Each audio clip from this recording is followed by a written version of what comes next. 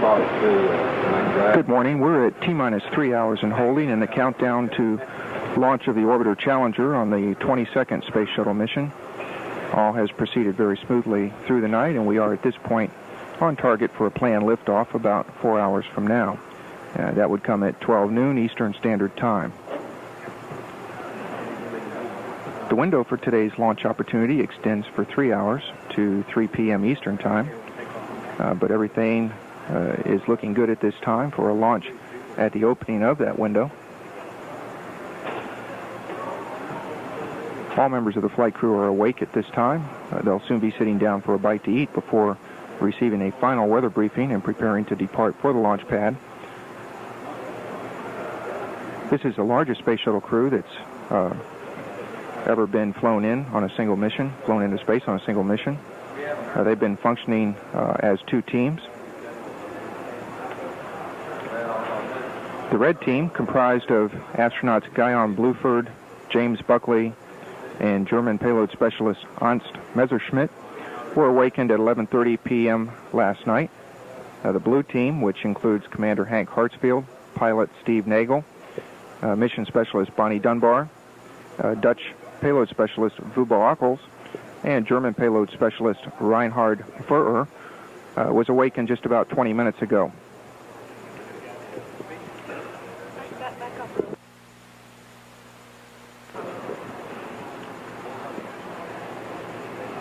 The launch team is evaluating one problem at this time. We had some temperature measurements fluctuating earlier this morning from fuel cell number 1, which have indicated a possible problem with a control device that regulates the withdrawal of water produced by the fuel cell. Proper functioning of that device is important to ensure that the fuel cell operation is not adversely affected by either too much or too little water removal. Engineers here at Kennedy Space Center are conferring with engineers at the design centers in an effort to determine whether there's any concern about fuel cell performance. Once they've completed that evaluation, we'll know exactly what the plan is for proceeding on with that problem, if indeed the problem is found to be one that requires some further action. There's some possibility that we'd be looking at flying as is with some power load management on orbit.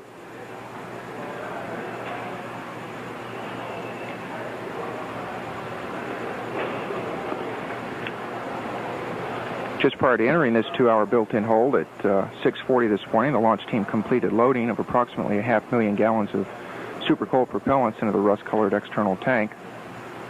The propellant loading is now in the stable replenish phase, during which the quantities of propellant which boil off are replenished so that tank levels remain at or very near the full mark during the remainder of the countdown.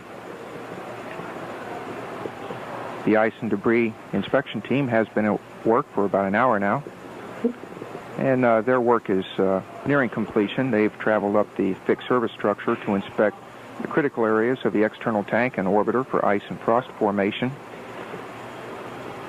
and they're also making final checks for any loose equipment or debris. Led by NASA's Charlie Stevenson, the team will be reporting its findings to the firing room after finishing their inspection. Also at the pad now is the White Room closeout crew, astronaut Bill Shepard, who is serving as the astronaut support person for this mission, and a NASA suit technician have entered the crew module to make sure that the ship is ready for the flight crew's arrival and entry about an hour and 50 minutes from now. At 7:40 a.m., NASA Test Director Frank Merlino called the astronaut crew quarters with a go for crew wake-up. That event signifies launch team confidence that we will be able to proceed to an on-time liftoff. At T-minus 3 hours and holding, this is Shuttle Launch Control.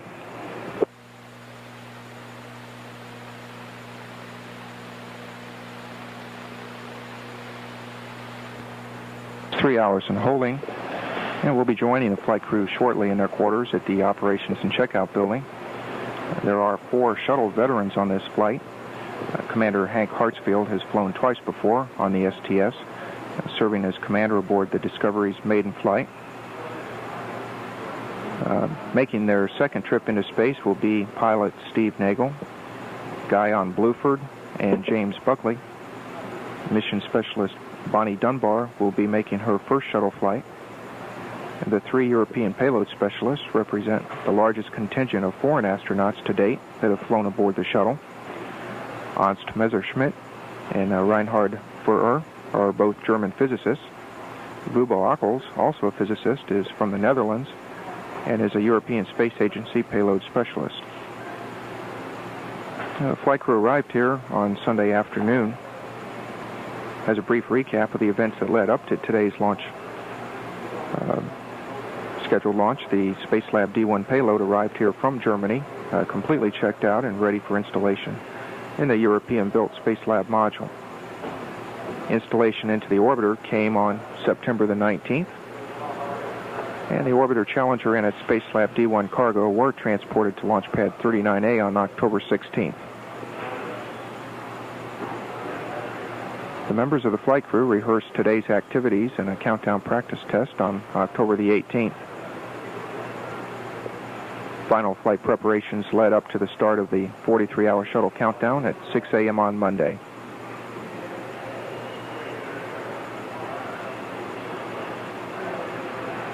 And we should be joining the flight crew in about 2 or 3 minutes now for their breakfast. We're at T-minus 3 hours in holding.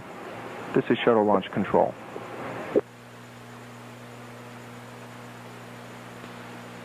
D-1 flight crew in their quarters. Once again, it's the largest crew we've ever had for a flight. It's been at work for about an hour now. And their work is nearing completion. They've traveled up the fixed service structure to inspect the critical areas of the external tank and orbiter for ice and frost formation. And they're also making final checks for any loose equipment or debris. Led by NASA's Charlie Stevenson, the team will be reporting its findings to the firing room after finishing their inspection. Also at the pad now is the White Room closeout crew. Astronaut Bill Shepard, who is serving as the astronaut support person for this mission, and a NASA suit technician have entered the crew module to make sure that the ship is ready for the flight crew's arrival and entry about an hour and 50 minutes from now. At 7:40 a.m., NASA Test Director Frank Merlino called the astronaut crew quarters with a go for crew wake-up. That event signifies launch team confidence that we will be able to proceed to an on-time liftoff. At T-minus 3 hours and holding, this is shuttle launch control.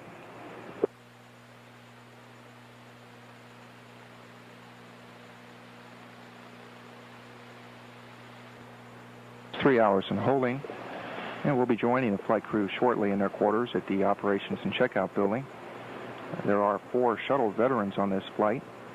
Commander Hank Hartsfield has flown twice before on the STS, serving as commander aboard the Discovery's maiden flight. Making their second trip into space will be pilot Steve Nagel, Guion Bluford, and James Buchli. Mission specialist Bonnie Dunbar will be making her first shuttle flight. And the 3 European payload specialists represent the largest contingent of foreign astronauts to date that have flown aboard the shuttle. Ernst Messerschmid and Reinhard are both German physicists. Wubbo Ockels, also a physicist, is from the Netherlands and is a European Space Agency payload specialist. The flight crew arrived here on Sunday afternoon. As a brief recap of the events that led up to today's scheduled launch, the Spacelab D-1 payload arrived here from Germany, completely checked out and ready for installation in the European-built Spacelab module. Installation into the orbiter came on September the 19th, and the orbiter Challenger and its Spacelab D-1 cargo were transported to Launchpad 39A on October 16th. The members of the flight crew rehearsed today's activities in a countdown practice test on October the 18th. Final flight preparations led up to the start of the 43-hour shuttle countdown at 6 a.m. on Monday.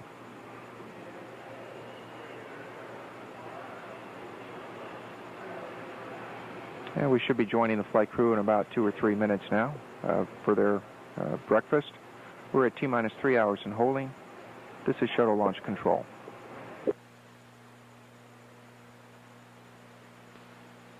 D-1 flight crew in their quarters. Once again, it's the largest crew we've ever had for a flight. There's 8 members there. Sitting in the middle is Commander Hank Hartsfield. He'll be making his 3rd mission into space. And to his right is rookie astronaut Bonnie Dunbar, making her 1st flight. Sitting to the left of Commander Hartsfield is pilot Steve Nagel. And over on the far left is astronaut Guion Bluford.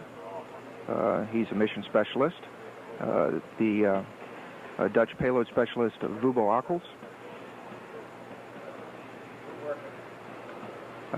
European Space Agency astronaut, once again, pilot Nagel and Commander Hartsfield.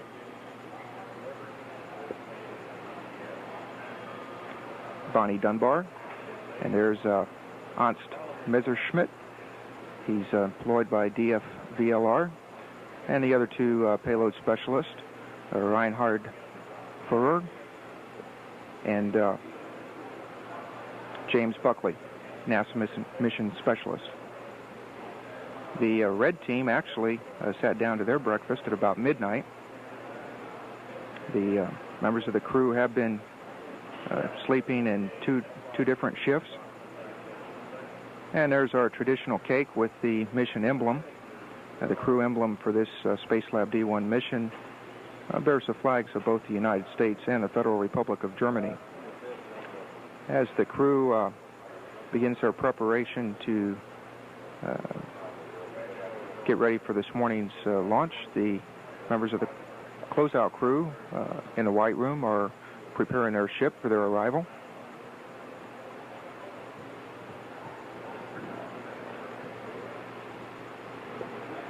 Here in the Launch Control Center and at the other design centers, engineers are continuing to discuss a potential problem with fuel cell number 1 aboard Challenger. This problem surfaced earlier this morning when some fluctuations in temperature readings coming from the fuel cell indicated a possible problem with that portion of the hardware that removes water that is produced by the fuel cell. And the engineers are simply trying to evaluate what implications there may be for the performance of the fuel cell during the mission and how they might go about managing that.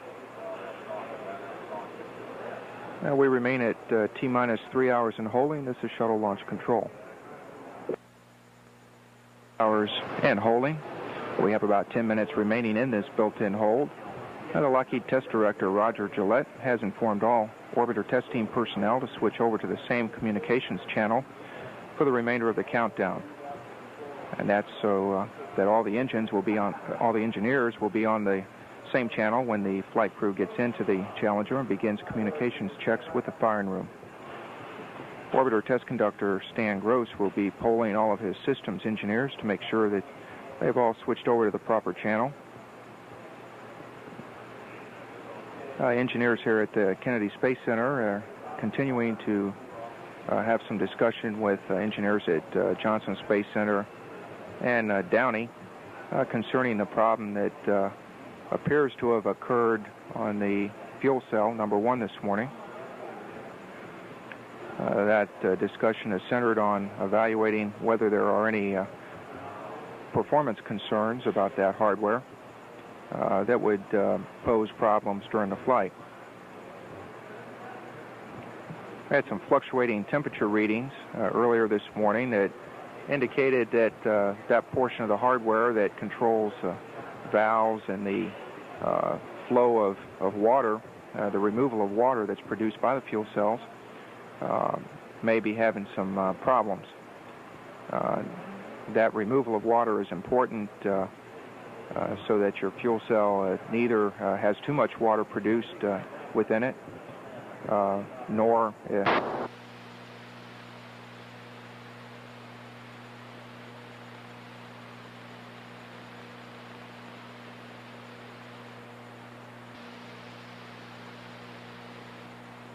Dickinson County. Final preparations continue in the flying room to get the launch processing system in its launch configuration. NASA test director has called the crew quarters and has verified that we're ready to support the flight crew's departure from the crew quarters and subsequent arrival at the pad. The flight crew will be leaving their dressing quarters and coming down a hallway to an elevator, which will take them from the third floor down to the ground floor, where they will exit the building and climb into a waiting astronaut van.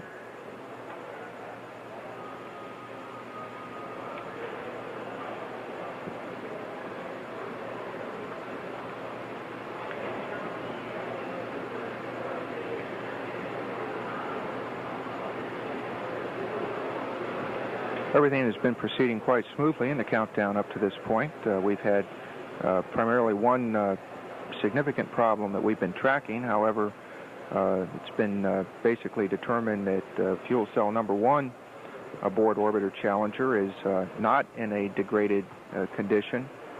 It's performing the way it should be performing at this point, essentially. It is acting somewhat abnormally in one aspect, and that is some fluctuating values with a valve package in the thermal control system. And most of the effort that's been going on in that regard to understanding that problem has been focused on determining the predictability of performance on that fuel cell. And at this point, it would appear that the fuel cell is flyable. And so all preparations are proceeding towards a scheduled liftoff of the Orbiter Challenger and the Spacelab D-1 mission at noon Eastern Standard Time.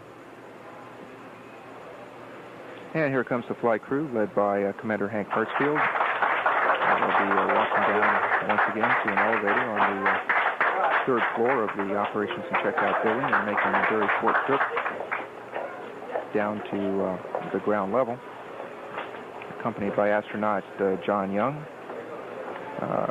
some of the flight operations people, George Abbey and Rick Nygren. And we'll see them appearing shortly on the ground level. As a crowd of news media representatives and some employees have gathered to wish the flight crew of Spacelab D-1 well on their departure from the operations and checkout building.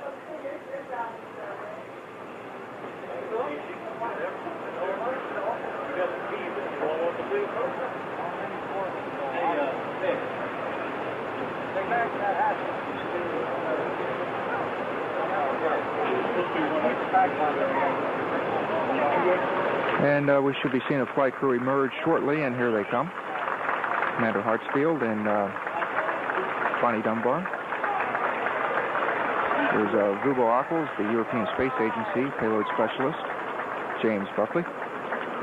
There's Ernst Messerschmid, Guion Bluford. There's Reinhard and a pilot, Steve Nagel.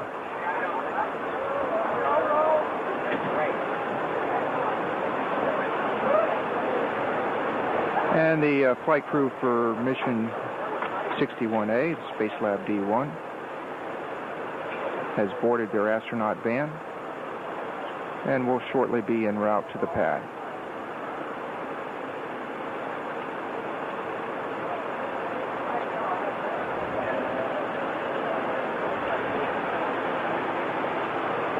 And this largest space shuttle crew ever, 8 members, is on their way to the launch pad.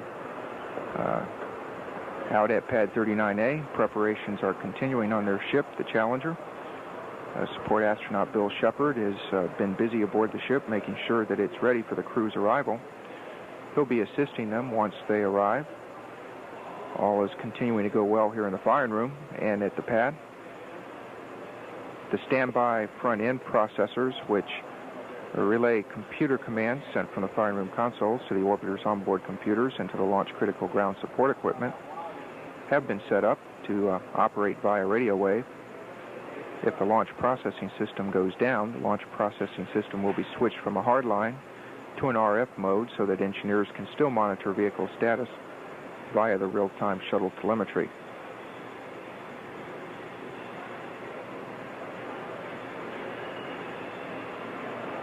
We are now about 2 hours and 45 minutes away from the opening of the 61A launch window. That'll come at exactly 12 o'clock noon Eastern Standard Time. We have a 3-hour launch window that extends to 3 p.m. We have a weather forecast that appears favorable for the opening of that window. We do hope to get off fairly early. There's some possibility that we'll be seeing deteriorating weather conditions later in the afternoon. At this time, all is on schedule. We're at T-minus 2 hours, 23 minutes, 6 seconds and counting. This is Shuttle Launch Control.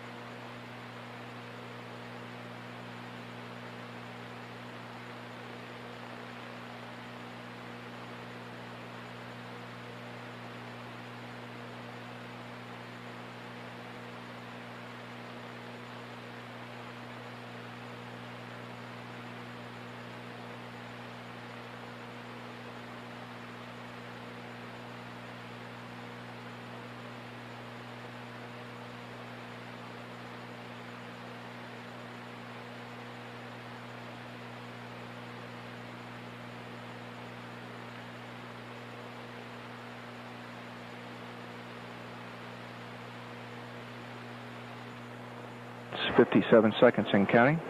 The astronaut van has made its way past the roadblocks and is proceeding on to the pad surface. They'll be there shortly, and the astronauts will get out, take the elevator up to the 195-foot level of the fixed service structure, and they'll walk across the crew access arm and into the white room, where they will put on their flight harnesses and helmets and prepare to enter the cockpit of Orbiter Challenger. And weather updates for the transatlantic abort site at Zaragoza, indicating weather is acceptable. We're continuing to look for reasonably good weather here at the Kennedy Space Center. There is some possibility for rain showers, perhaps some thunderstorms later today, but looks right now that we'll have pretty good conditions at the time of scheduled liftoff at noon Eastern Standard Time. And as the astronaut van makes the final leg of its trip here up on the hard stand of Launchpad 39A, the closeout crew up in the cockpit of Orbiter Challenger is making final preparation for the crew's arrival. Switches in the cockpit have been positioned by astronaut Bill Shepard to prevent inadvertent firing of the forward and aft reaction control system while the crew is climbing into the vehicle. And switches have also been configured to the proper settings to prepare the vehicle's electricity-producing fuel cells for taking on onboard cryogenic reactants when ground supplies are terminated at about 3.5 minutes before liftoff. Orbiter navigation aids, the tactical air navigation radar altimeters, also been activated. Astronaut John Young will be flying weather reconnaissance this morning to give us an update on what things look like from a pilot's viewpoint. John will be up for nearly an hour in T-38 later this morning, about an hour and 20 minutes before launch. He'll return to the skies and fly landing approaches in the shuttle training aircraft to make certain that weather conditions are favorable for today's launch.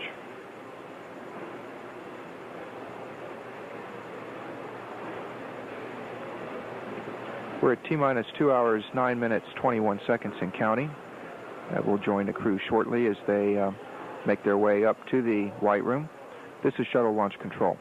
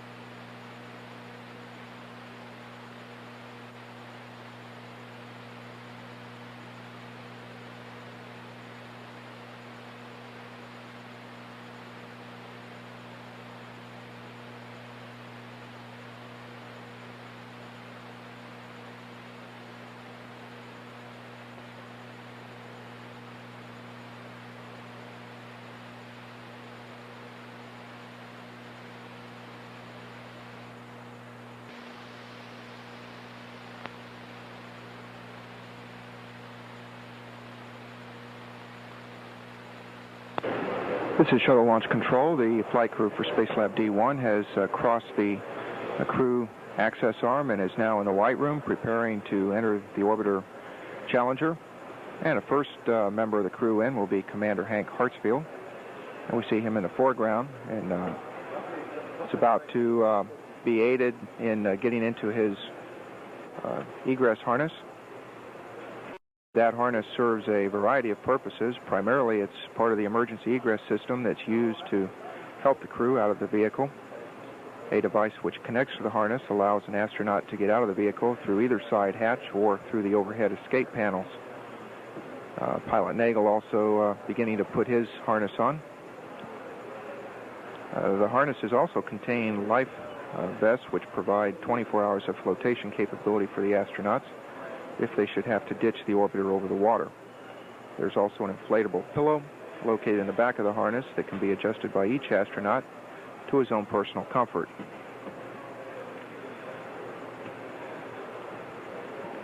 Now the astronauts are putting on their helmet. A nylon cover is placed over the face shield to keep it from getting scratched while they climb in the vehicle. That cover will be removed by astronaut Bill Shepard before he leaves the crew module. The helmets provide the crew members with face protection. It reduces light and sound levels in the crew module and provide communications capability. The helmets also contain a microphone, earphones, and connector and cable for interfacing with the communications panel in the orbiter. And the microphone is built into the helmet and can be positioned to suit the individual crew member. Commander Hank Hartsfield shaking hands with some members of the closeout crew and just about ready to enter the orbiter. This is the third space mission for Commander Hartsfield. He was the pilot aboard Columbia on the fourth shuttle mission in July of 1982. That mission was the fourth and final orbital test flight of the new space transportation system. Hartsfield was commander of the Discovery on its maiden flight, Mission 41D. Hartsfield is a retired Air Force colonel, and he has a degree in physics from Auburn University. He performed postgraduate work in physics and astronautics and received a master's degree in engineering science from the University of Tennessee. Commander Hartsfield, now entering the orbiter, became a NASA astronaut in 1969. He is 51. Following Commander Hartsfield into the orbiter was pilot Steve Nagel. He's a lieutenant colonel in the Air Force. He became a NASA astronaut in 1979. He's held a variety of support positions since that time, and he flew earlier this year on Mission 51G as a mission specialist. He's a graduate of the University of Illinois with a degree in aeronautical engineering and holds a master's degree in mechanical engineering from California State University. Pilot Nagel turned 39 on Sunday.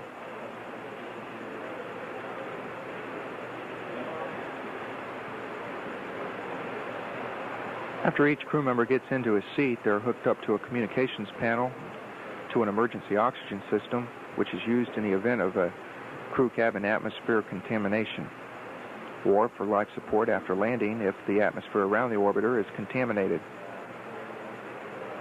Seats for Commander Hartsfield and Pilot Nagel are adjustable. After they're seated, the height of each seat and the location of pedals which control movement of flight surfaces will be adjusted for their personal comfort. 212. There's DPS. Okay, evidently we have no problem with the old PAL site requirement. We'll go with the prime PAL site, so that steps 447, 448, 449 should be not performed. Okay, thank you, sir. Roger. OTC, BCC. Go ahead. Hey, you're going to lose your video in the White Room for a few minutes. We got a few personal problems to take care of here. Copy.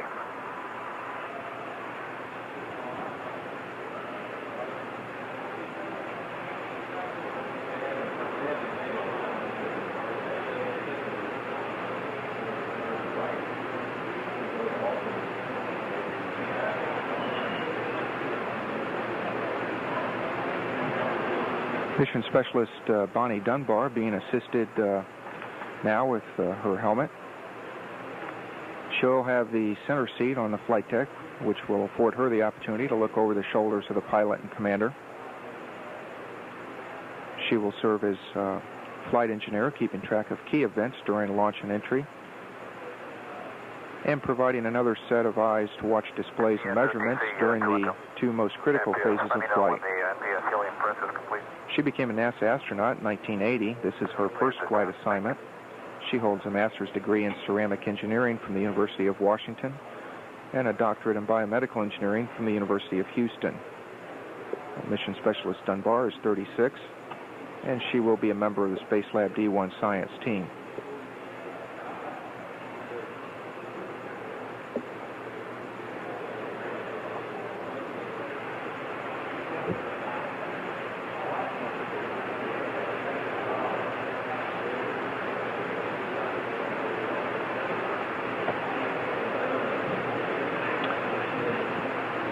And Mission Specialist James Buchli is also being assisted at this time with his helmet.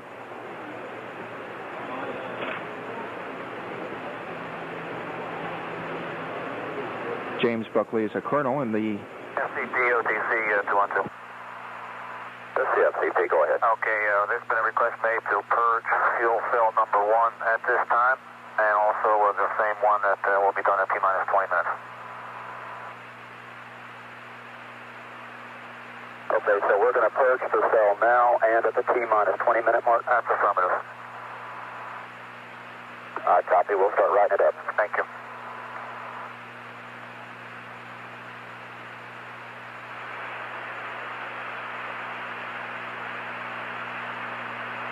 OFC, OTC. OFC, go ahead. Yeah, can you verify all RCS thruster fire commands are off and the MDMs? We'll put that in work. Thank you. Mission Specialist James Buchli is Colonel in the United States Marine Corps. He is a NASA Mission Specialist, and to correct an earlier statement, he'll be the one serving as the flight engineer on this mission on the way up. He and Bonnie Dunbar will be joining Commander Hartsfield and Pilot Nagel on the flight deck for the ascent. The remainder of the crew will be seated on the middeck. For the descent phase, Mission Specialist Buchli and Mission Specialist Guion Bluford will exchange places, and Bluford will be serving as the flight engineer on the descent phase of the mission. Buchli holds a master's degree in aeronautical engineering from the University of West Florida. He was a mission specialist on the first dedicated Department of Defense flight, Mission 51C, which flew in January of this year. He was selected as an astronaut candidate in 1978 and became eligible for flight assignment in 1979.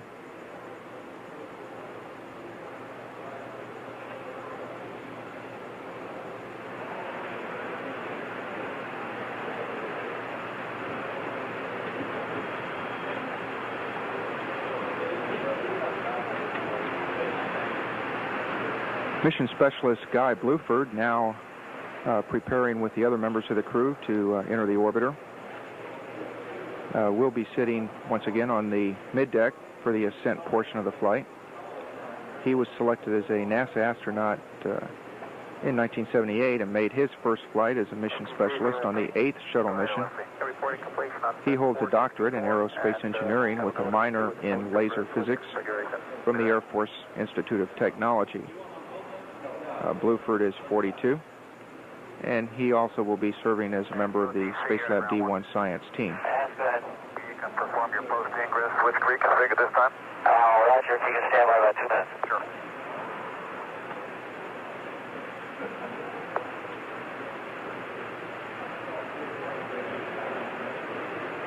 German physicist Reinhard is one of 3 European payload specialists on this flight, which is a dedicated science mission sponsored by the Federal German Aerospace Research Establishment, the DFBLR. He holds a doctorate in physics and has been an assistant professor of physics and a visiting scientist at the University of Chicago and Oregon National Laboratory. His work has included research in a variety of specialty fields. He is 44.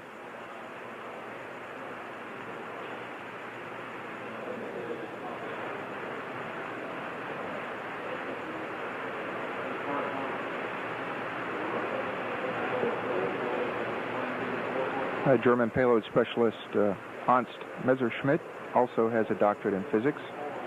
He has held numerous research positions in Switzerland, the United States, and his native Germany. His work has included experimental and theoretical research on proton beams, and he is 40.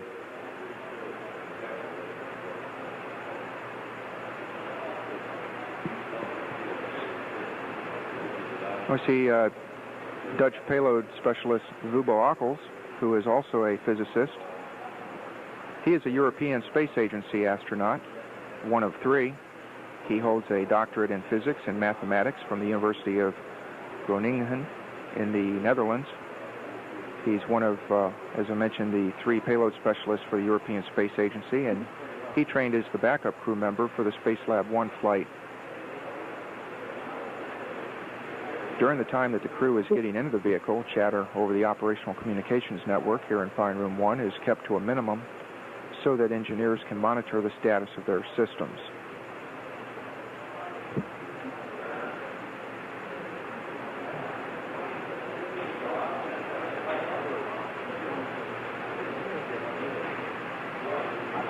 Commander Hartsfield and Pilot Nagel are in the process of completing their ingress activities.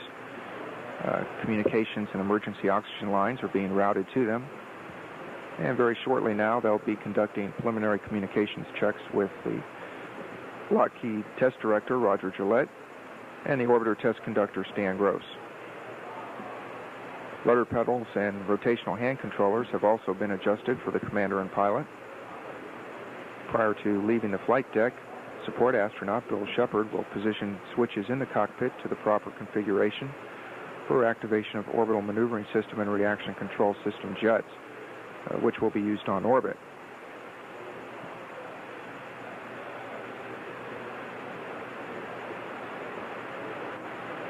Now, with this flight crew of 8 members on Spacelab D-1, the white room is rather crowded at this time. All the ingress procedures are continuing smoothly, as are other preparations for today's launch of the Orbiter Challenger on this 22nd Space Shuttle flight. Okay, stand by CR. He's on another call right now. I'll get right back to you. You want to make a PLT check? Overweight. What do you see, PLT here, ground 1? How do you read? I read your flash clear. Steve, how many? Bye. Good morning. Good morning to you. CDR, LTD, ground 1, how do you read? So you want to read your loud and clear? Copy, sir. Read you the same. Good morning. How are you folks doing this morning? Very good. PLT, LTD, ground 1. Your PLT has you 5 by, how many? I read you 5 by. Thank you. Thank you.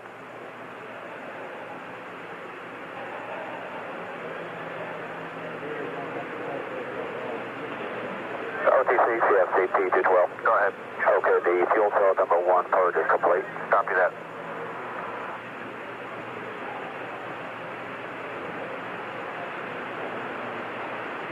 And Commander Hartsfield and Pilot Nagel have conducted their initial voice checks with members of the launch team here in the Launch Control Center. Commander Hartsfield asked, "How are you folks doing this morning?" Lockheed Test Director Roger Gillette responded, "Very good." At T-minus 1 hour, 50 minutes, 50 seconds and counting, this is Shuttle Launch Control. You want me to read the call-outs in here, or do you have your cue cards up there for panel low 14? I've got checklist for 14, 15, and 16. Okay, why don't you proceed? Let me know when you get this complete. Stand by.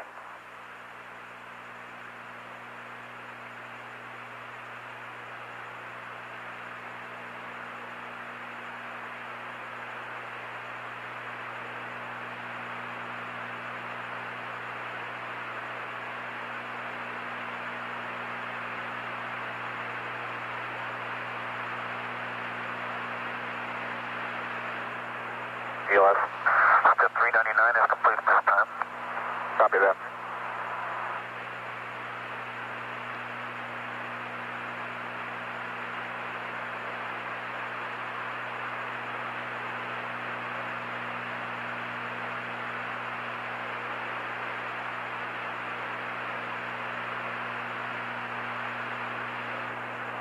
161.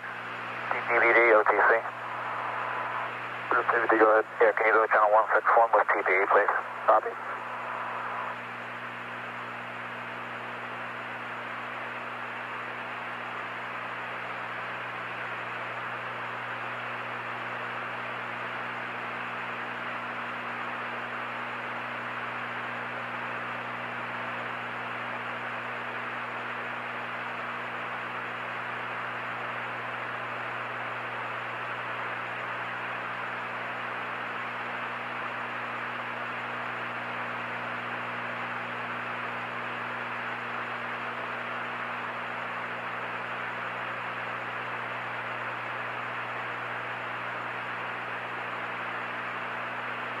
OTC 212.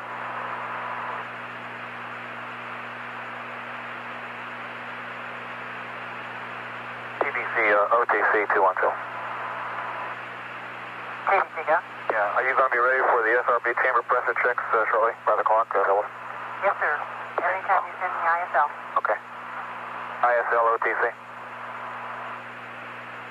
This ISL, we're over there covering that. Thank you. You see that step 535, page 499. OTC, CAFC. Go ahead. SRB RGA power up and torque test completed, 416 to 419. Copy.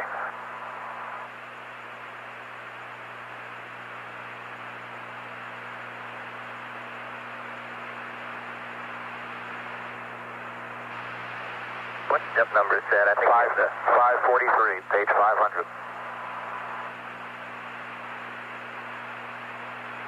CBSC 212. Yes, CBSC. Did you copy my request? Negative. You verify step 543 on page 500. Okay, step 543, page 500 is verification of biomed and it will be not performed.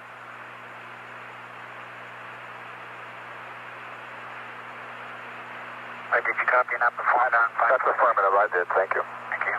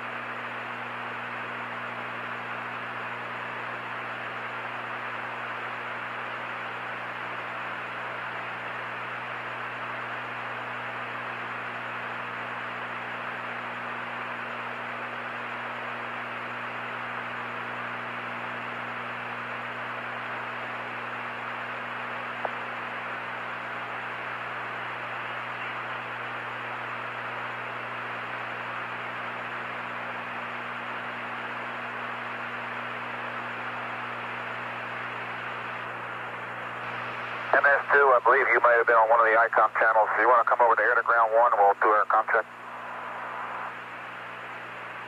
Okay, MS2 on air to ground 1, how you read? I read you 5 square MS2. How many? Loud and clear. Thank you. You want to make a check with LTD, please? LTD, MS2, how you read? MS2, this is LTD. I read you 5 by. How many? Loud and clear. Thank you. Good morning. Good morning, sir.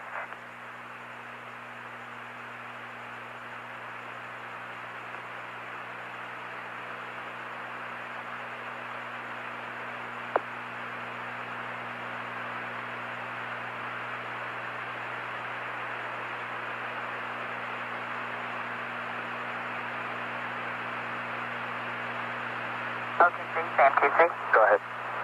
Yes, sir, that EPR VO70-0194 is been cleared. Copy. Thank you.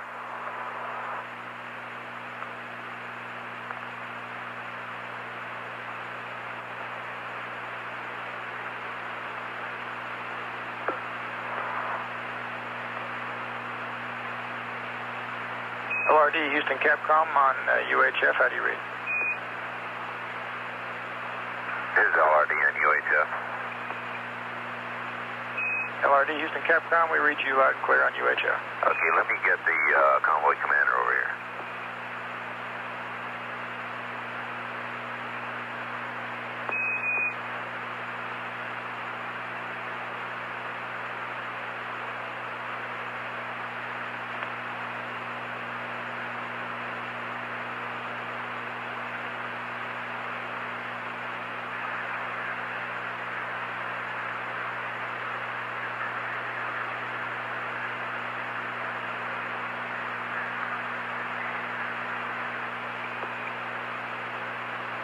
Capcom, this is Convoy Commander on Ground 1. How do you copy?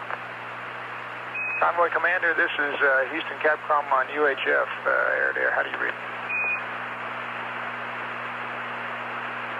This is Boy Region out, clear. Okay, LRD comm check is complete on the UHF. I'll check with LSO and see if we want to continue on the cool.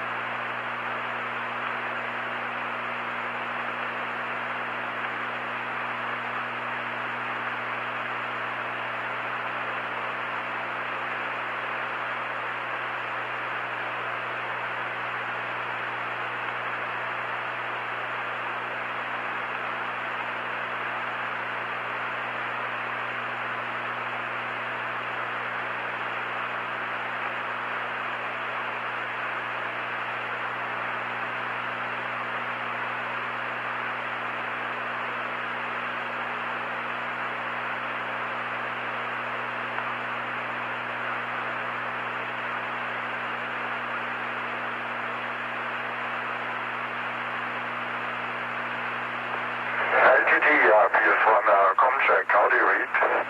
PS1, this is OTC on Ground 1. I read you 5 square. How me? Read you loud and clear. PS1. TC, this is PS2. Check, you read? I read you 5 square. PS2, how me? Okay, fine. Loud and clear. Okay, would you gentlemen please make a check with the LTD on this channel, please?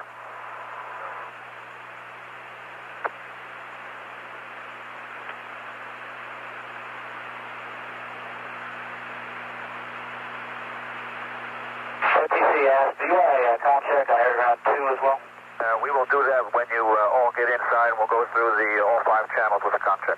Roger, I didn't copy your last instruction for PS2. Okay, I want him to make a comm check with the LTD on Ground 1. Roger, coming at you.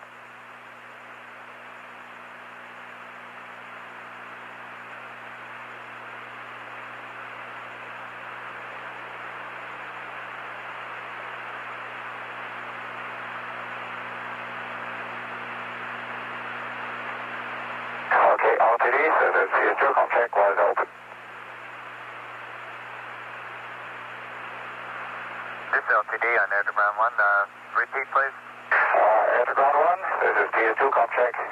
PS2, this is LTD, I read you 5 by, how many? Well, you're on, that's fine. Thank you.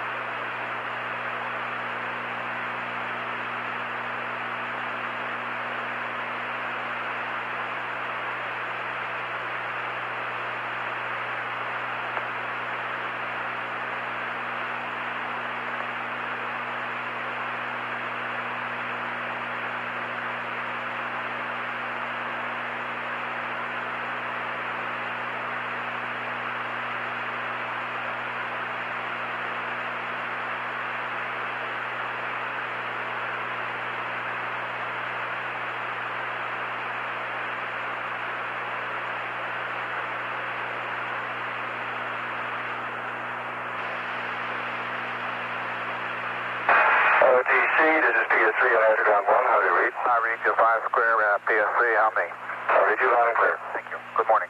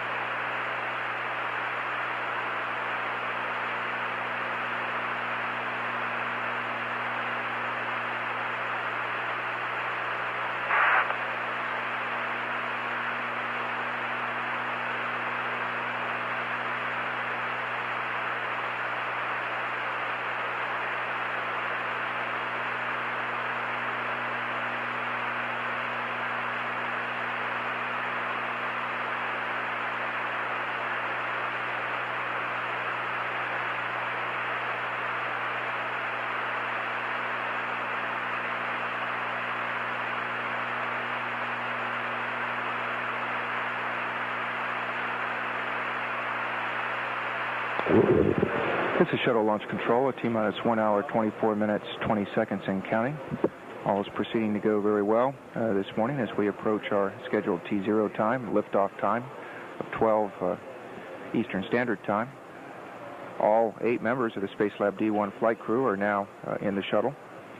And the orbiter test conductor, Stan Gross, is verifying with orbiter systems engineers that we're ready, or about ready, to close the crew hatch for flight.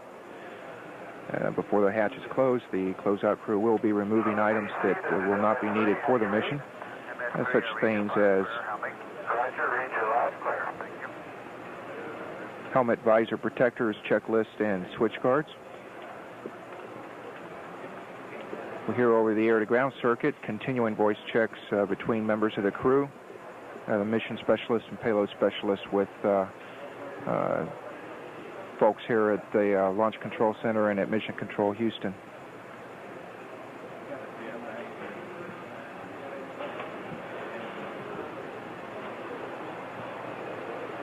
All the latest weather information continues to indicate that we can expect to have acceptable conditions here at Kennedy Space Center at our launch time of 12 noon.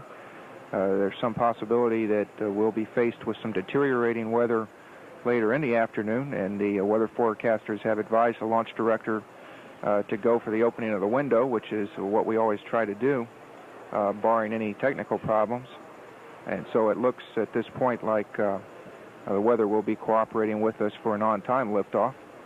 Most of the thunderstorms and adverse weather that exist over the state right at this time is over on the western part of the state, and prevailing conditions would not tend to indicate that any of that will be coming our way.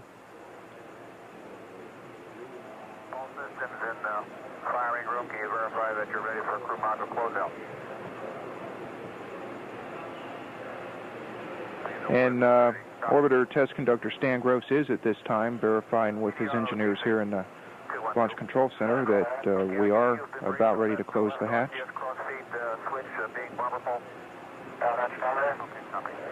Once the hatch is closed and locked in place, several special plugs of insulating material will be screwed into place.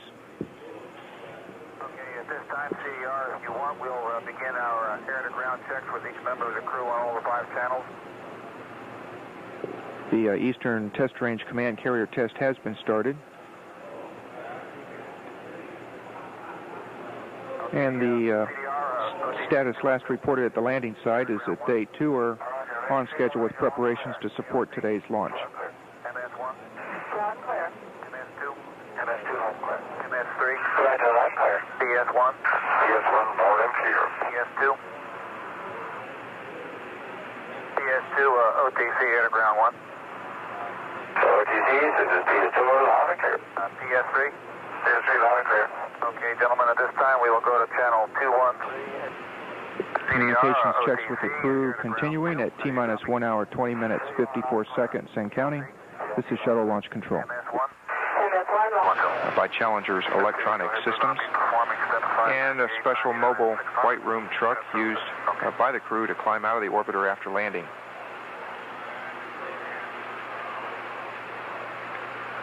We just recently had a weather update for the Northrop Strip, which is the prime abort once around contingency landing site. The cloud cover there is reported to be 3,000 scattered. Visibility is very good, and all is go from a weather standpoint for Northrop to serve as the abort once around landing site.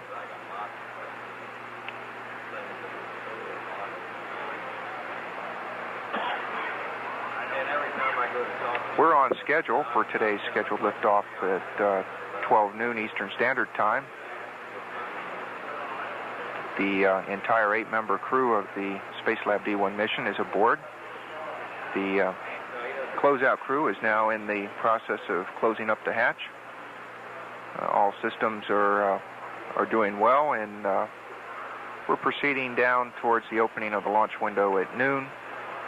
Weather conditions are expected to be favorable here at Kennedy at that time, so we look for an on-time liftoff at T-minus 1 hour, 11 minutes, 31 seconds and counting. This is Shuttle Launch Control. Vacation the step I was calling is back from sequence 45, 183. Okay, what I'm looking for is sequence 160679 on page 528. Okay, we still need to work that sequence.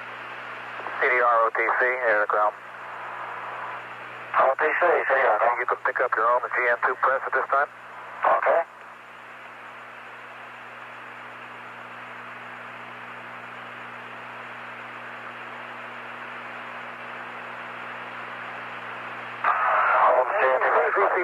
Go ahead, CC. Okay, we have the hatch closed up for setup 20. Copy that, thank you. Okay, we're ready to close the white room out to flight. Okay, proceed. Roger, we're inward.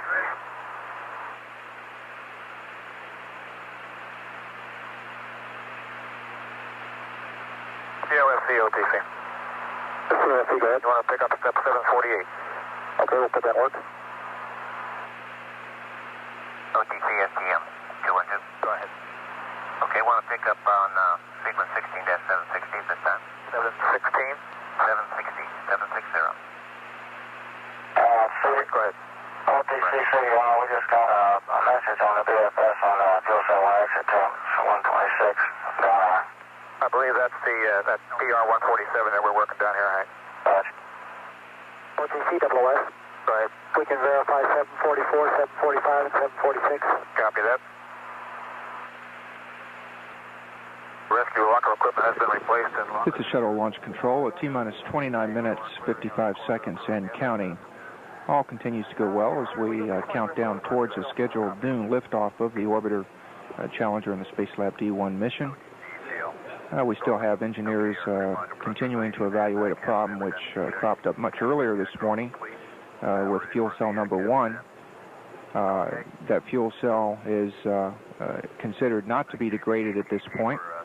It has been essentially behaving properly, but has shown some abnormal readings that engineers both here and at the Johnson Space Center in Houston wanted to fully understand, and particularly in relation to the performance characteristics of the fuel cell.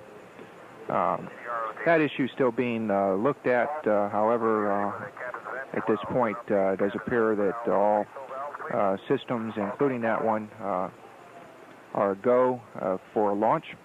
The Cape weather has continued to forecast favorable conditions at the T0 time of 12 noon. We would be expecting another weather update shortly here.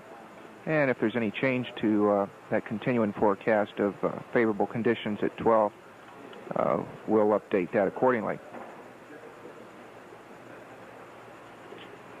We're approaching the last of two built-in holds, the first of two remaining built-in holds. That's at T-minus 20 minutes. We'll hold for a 10-minute duration.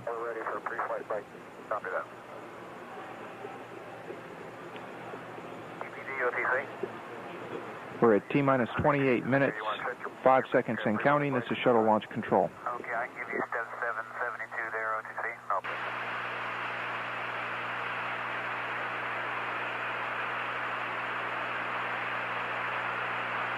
DCC going off the net. Copy that, DCC. Good job. Thank you, sir.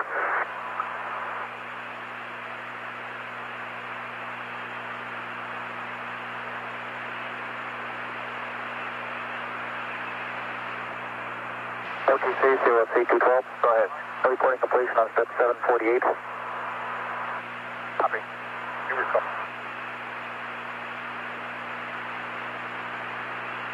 MS1 OTC, air to ground 1. OTC, MS1, go ahead. Okay, on panel A14, RCS ohms heaters. Forward RCS jet. 1, 2, 3, 4, 5 switches to off position. 11 seconds and counting, coming up on the T-minus 20-minute hold. That'll be a 10-minute hold at 4, 3, 2, 1. The countdown clock's holding at T-minus 20 minutes.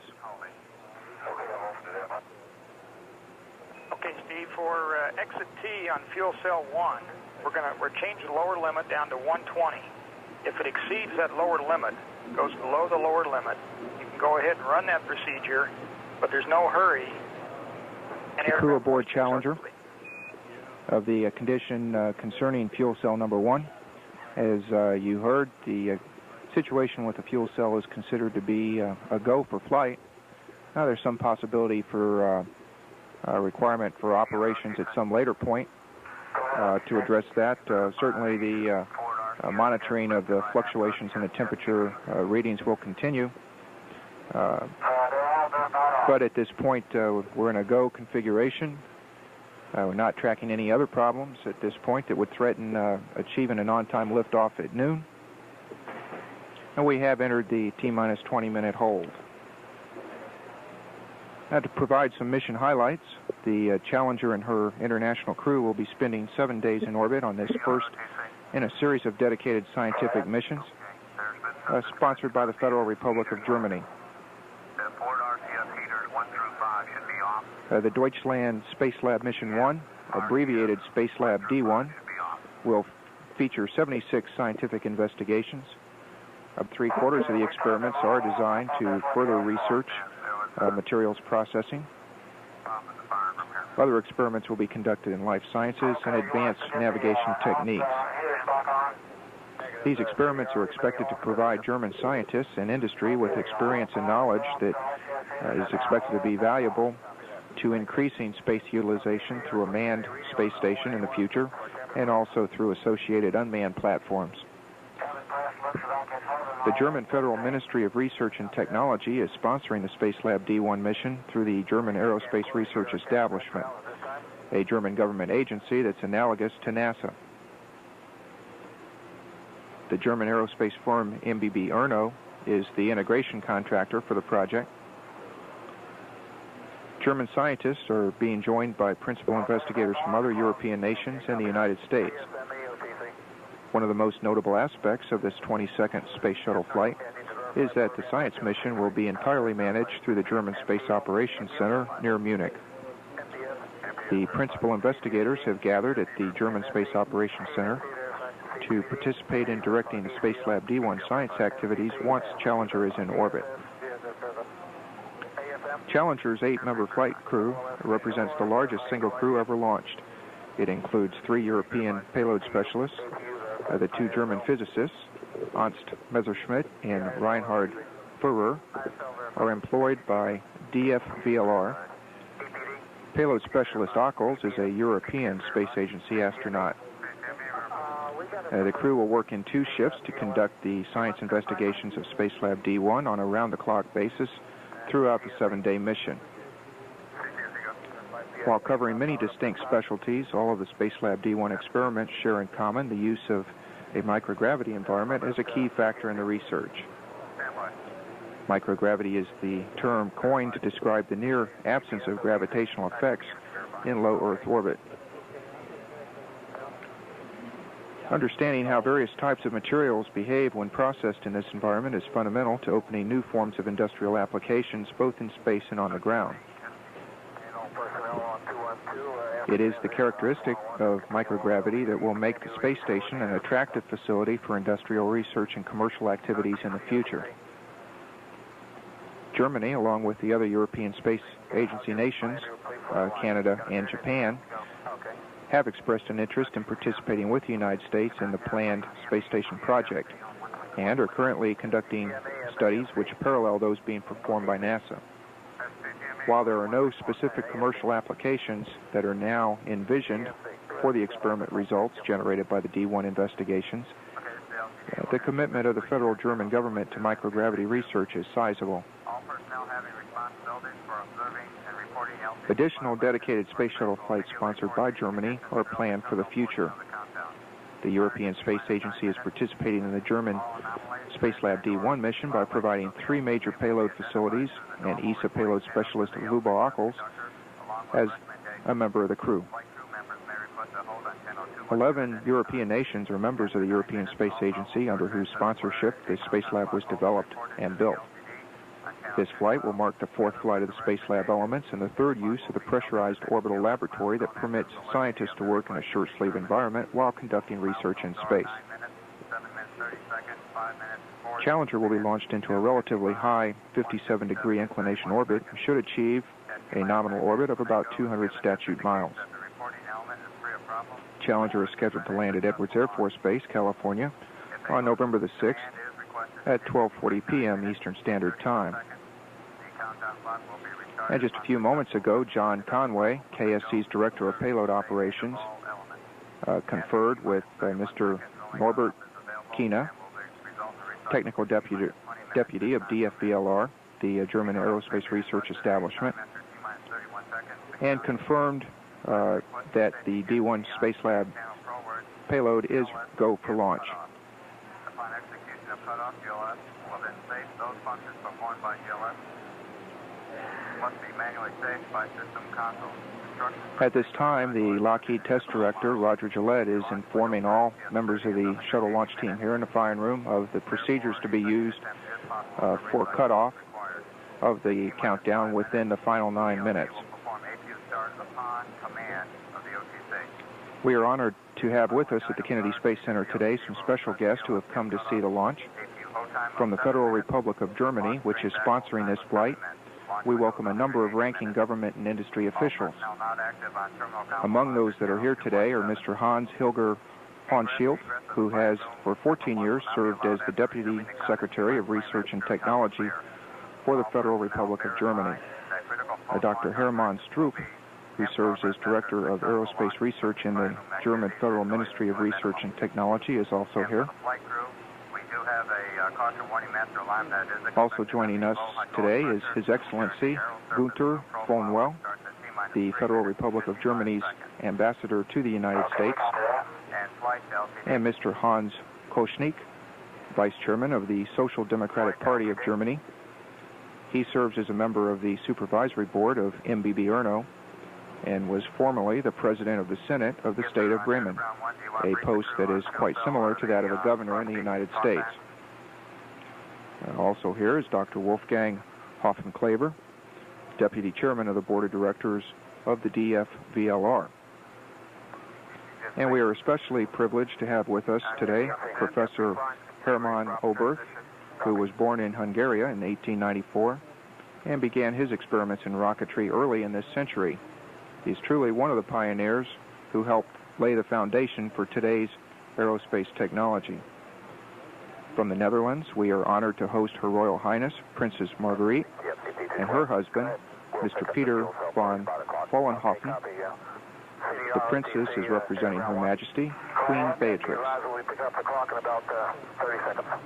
And also from the Netherlands, Mr. Gijs van Arendena is the Vice Prime Minister and Minister of Economic Affairs, and Mr. T.J. Siskin is a delegate of the European Space Agency Council as a representative of the Netherlands.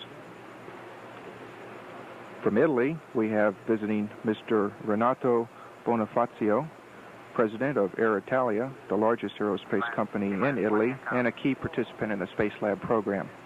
And we have at this time resumed the countdown leading up to the launch of Spacelab D-1. We're at minus 19 minutes, 45 seconds and counting. We have more than 300 European guests present here today for the launch. From the Launch Control Center, we send a warm welcome to our visitors. OTC 212. CPS, go ahead. Yeah, let me know when 87. As we came out of the hold, Challenger's onboard computers began transitioning into the terminal countdown configuration. We'll be dumping the computer memory of one of those 4 primary computers so that we can look at it and make sure that the Ops 101 program has been stored properly and with no unexpected results.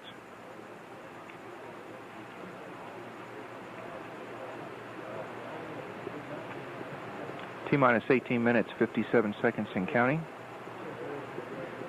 Primary ascent software now in Ops 101.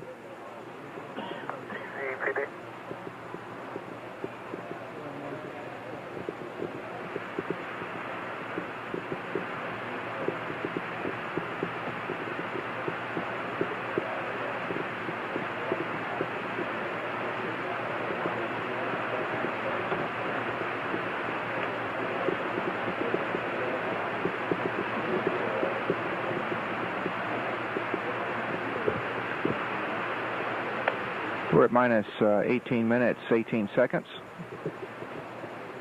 All proceeding well.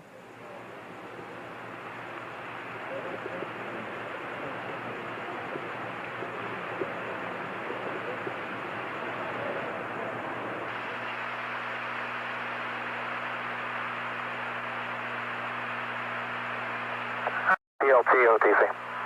Go. Okay, when CR is finished with the Ops 1 transition, you can configure pass and BSS horizontal fits. Roger, it'll work. Thank you.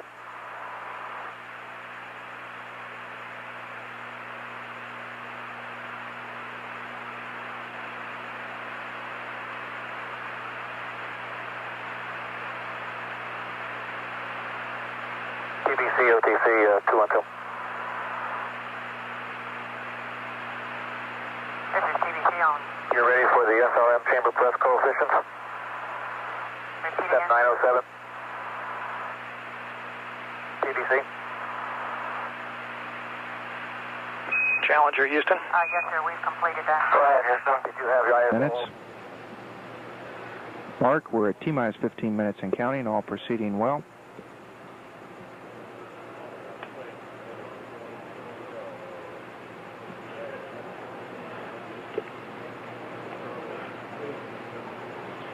The Superintendent of Range Operations has just reported to Lockheed Test Director Roger Gillette that the range area is cleared for launch.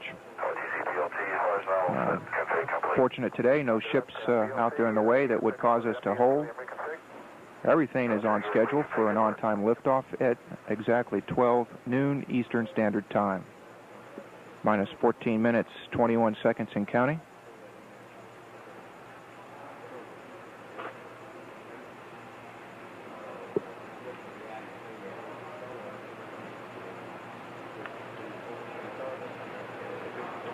We have one final built-in hold that's coming up at the T-minus 9 minute mark.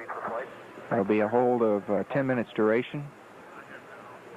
And when we come out of that hold, the ground launch sequencer, the automated program that conducts much of the remaining minutes or activities of the countdown, will be running.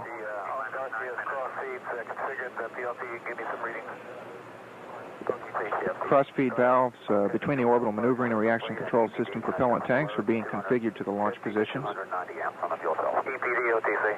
APD, copy. You copy. Counting. OTC, PLT is ready with the readings. Okay. Go ahead. Pleasure forward. So we're reporting to the orbiter test conductor the quantities of RCS propellants in the forward, left, and right tanks. 930 through 930 what? 934. The booster test conductor has been asked to start the gaseous nitrogen purge of the aft skirts.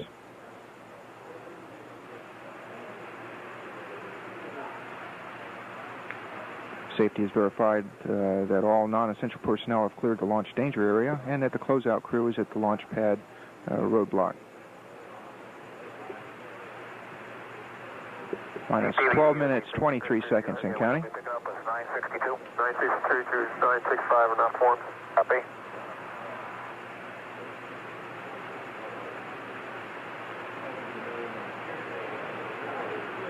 And DPS OTC.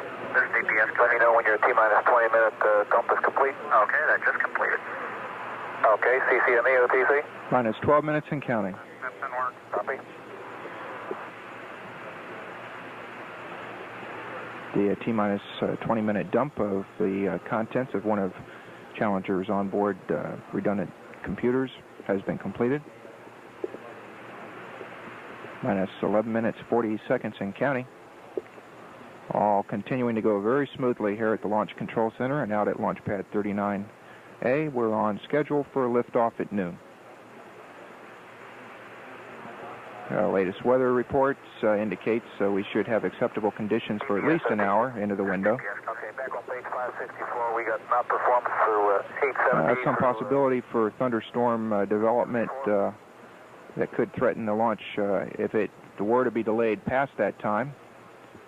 We don't think that'll be a problem since all systems look good for an on-time liftoff. We're coming up on minus 11 minutes. Mark, we're at T-minus 11 minutes and counting.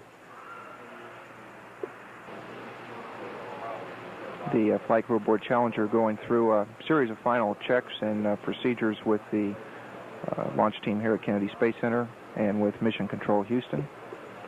51 seconds away from entering the final built-in hold in this countdown, a 10-minute duration hold. We should resume the count at 11:51 Eastern Standard Time, proceeding on to a liftoff of Challenger and the Spacelab D-1 mission at noon.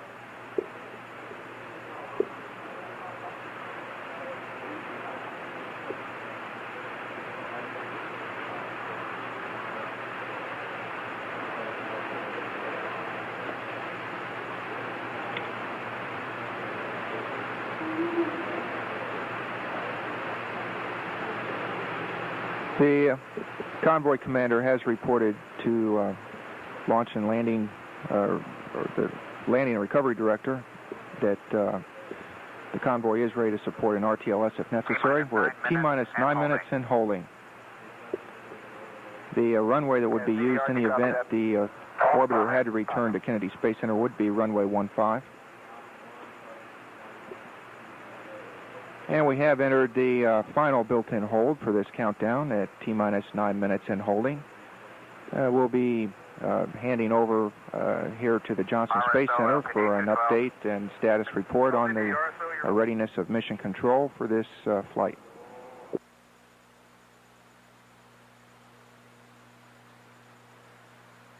This is Mission Control Houston. Flight Director Gary Cullen is at this time going around the room to pull the mission control team for go, no-go status relative to launch, and all controllers voting go. The ECOM, the Environmental, Electrical, Consumables, and Mechanical Systems Engineer, is R.J. Rector, who has been watching the status of fuel cell number 1. The nature of that observation pertains to exit temperatures on a valve cluster in the thermal control subsystem on fuel cell number 1. The temperatures observed have been in the range of 130 to 165, which are values lower than we normally observe. The control team's posture is going to be to accept a lower value in the range of 120 to 122 as the no-go constraint.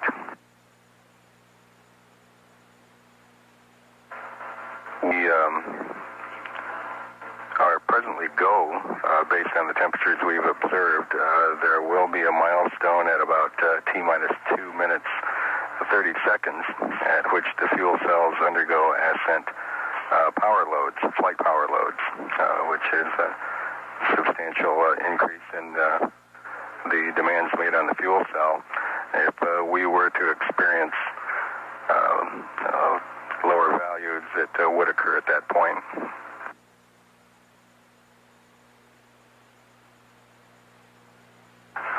To summarize the main calls during ascent after tower clear, at T+8 seconds, the ship will initiate a roll to align the vehicle along the 57-degree inclination.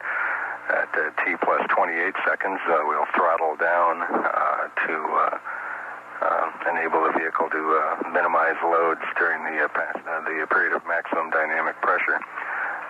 Throttle up will occur at T+1 minute.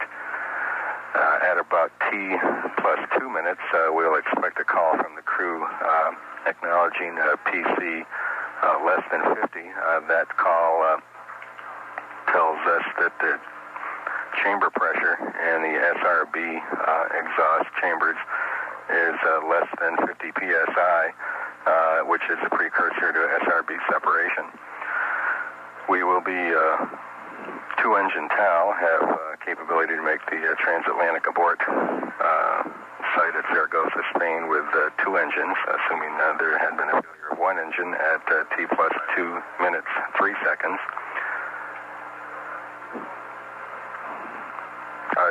Check that two-engine TAL is 2 minutes 41 seconds. We'll be negative return at T+4 minutes 4 seconds. We'll have a single-engine transatlantic abort capability at T+5 minutes 55 seconds. Throttle down at T+7 minutes 30 seconds to nurse the vehicle through 3G load limits, and main engine cut off at T+8 minutes 34 seconds.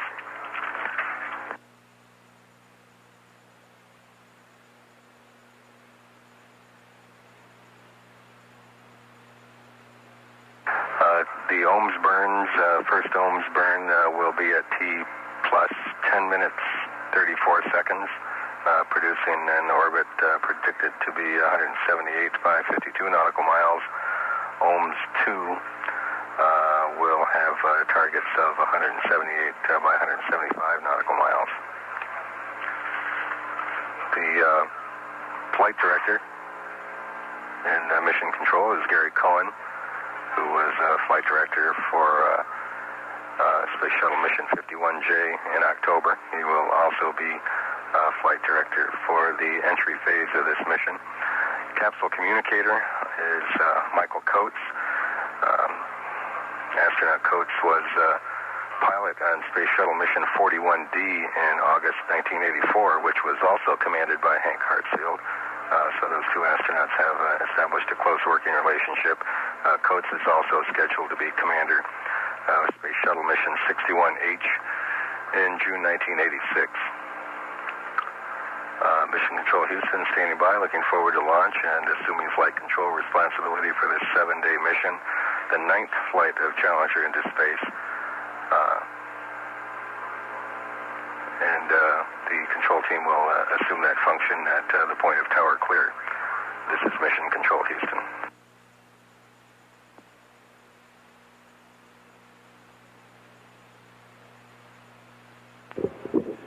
This is Shuttle Launch Control. NASA Test Director Frank Merlino has completed his poll of the various test conductors, including those responsible for the vehicle, the spacecraft, the range, Mila, mission control, and has verified that we will be ready to come out of the hold at T-minus 9 minutes and proceed with the launch of 61A Spacelab D-1 at noon.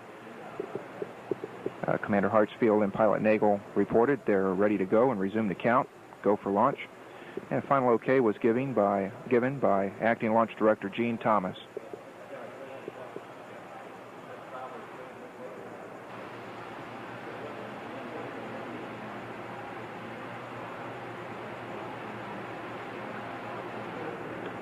Says just wish the flight crew of Challenger a good flight, telling them they'll have a good view on their way into orbit today. And Commander Hartsfield responded with, we appreciate that. All looking very good to lift off at noon. We have some scattered clouds at 2,500. But everything looks basically very good weather-wise for launch.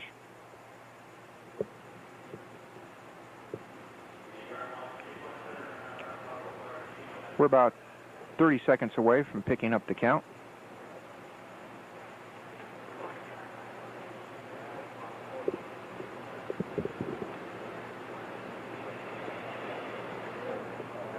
We're at T-minus 8 minutes, 57 seconds and counting. The ground launch sequencer has been initiated.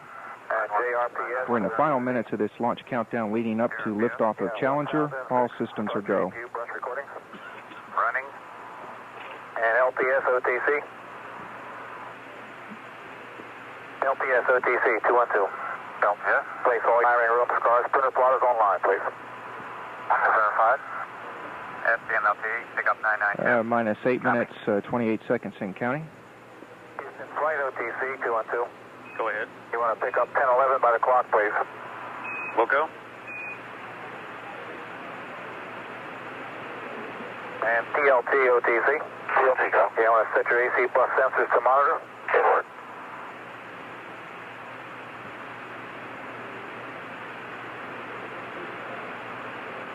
AC bus sensors monitor. Thank you. Minus 8 minutes and counting.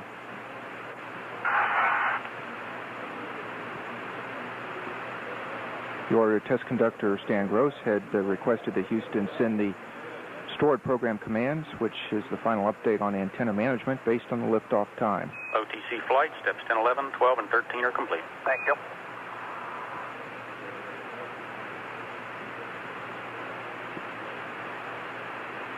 Coming up on 7 minutes, 30 seconds. Mark? Let's go for OAA The retract. ground launch sequencer has started retracting the orbiter crew access arm, which is the walkway used by the astronauts to climb into the vehicle. The arm can be put back in place within about 15 to 20 seconds if an emergency arises, and the crew must evacuate the pad. Everything's on schedule for noon liftoff. All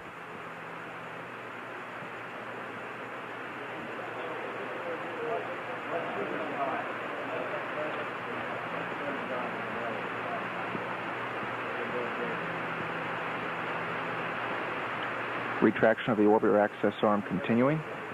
KRPS OTC 212.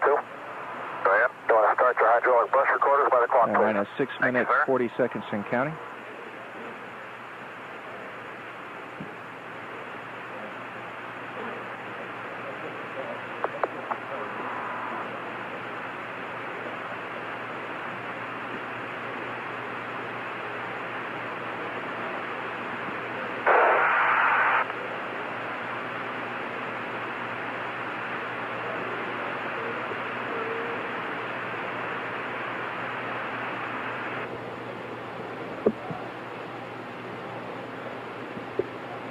Everything continuing smoothly. We're coming up on the T-minus 6 minute mark. And we're at T-minus 6 minutes and counting.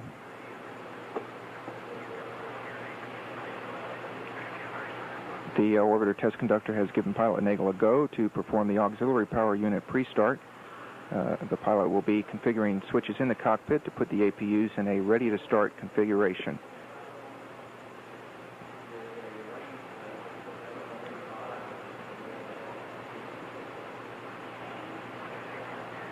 They're complete with 3 grays.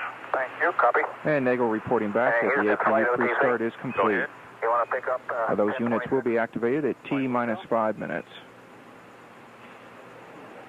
Minus 5 minutes, 20 seconds. And flight verifies recorders running. Thank you. Mission Control has verified that the flight recorders are running. The ISL. ISL verified. Copy.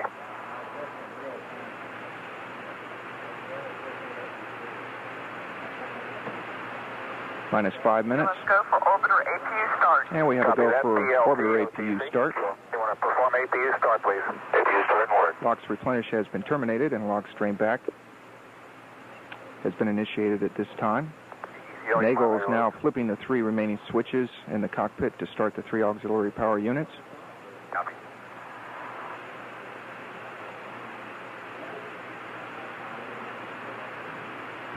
Activation of the APUs limits our unplanned hold capability to 7 minutes if we should run into a problem. You've got your heaters reconfigured. Now minus 4 minutes, 23 seconds in counting. SRB and external tank safe and armed devices have been armed. And pilot Nagel reports 3 good APUs. APU start complete. Minus 4 minutes, 8 seconds in counting.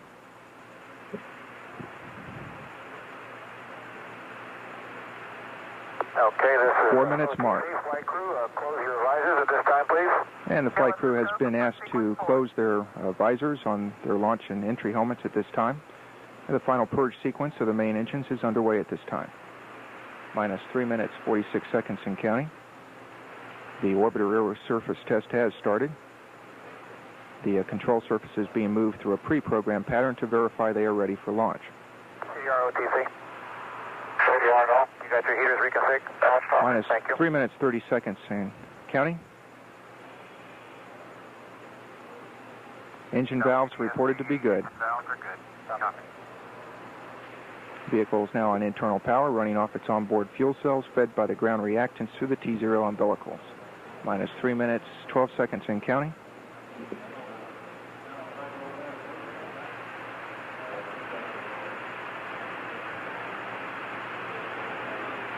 Minus 3 minutes, mark. Coming up on external tank liquid oxygen pressurization. And we have a go for liquid oxygen pressurization. No, it's good. Purging of the shuttle main engines has been terminated. Minus 2 minutes, 41 seconds in counting. Coming up on termination of the fuel cell ground supplies. TLT, OTC. TLT, go. You want to clear caution and warning memory and verify no unexpected errors. Good work. And retraction of the gaseous oxygen vent arm is in work at this time. The so-called beanie cap is being pulled away from the tip of the external tank. Minus 2 minutes, 12 seconds in counting. Caution and warning clear. Okay, copy that. Have a good trip, guys. Okay, thanks a lot. Minus 2 minutes, mark. And liquid hydrogen replenish has been terminated at this time. LH2 pressurization of flight level is underway at this time. The vehicle is now isolated from ground loading equipment. Minus 1 minute, 45 seconds in counting.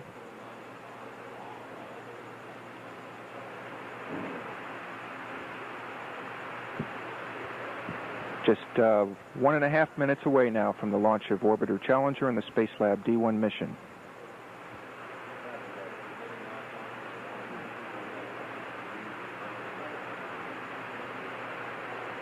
Everything proceeding very smoothly here in these final few minutes of the countdown. Got a report that 3 engines are ready.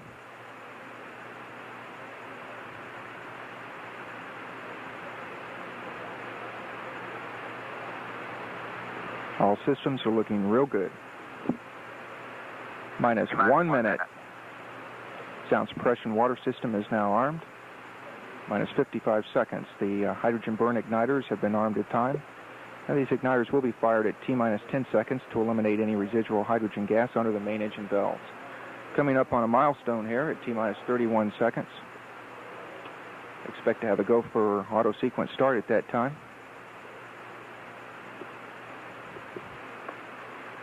Minus 31 seconds. Yeah, let's go for auto sequence start. And we have a go for auto sequence start. The Challenger's onboard computers have now armed. We'll soon be arming the SRB ignition, hold down post, and T0 umbilical ordnance. Minus 13 seconds. Minus 10. We're go for main engine start. 7, 6, 5, 4, 3, 2, 1. We have ignition and liftoff. Liftoff of Challenger and the Spacelab D-1 mission. And the shuttle has cleared the tower. Houston controlling now. Roll program initiated. This 102-degree roll puts the ship in the proper attitude for flight downrange on the 57-degree inclination. Wings Challenger level. Houston, the cryo H2 pressure is a deucer. Roger, thank you. We're throttling down now for limitation of dynamic pressures on the ship as we pass through the sound barrier. All three main engines are running smoothly now at 65% of rated thrust. We'll throttle back up momentarily.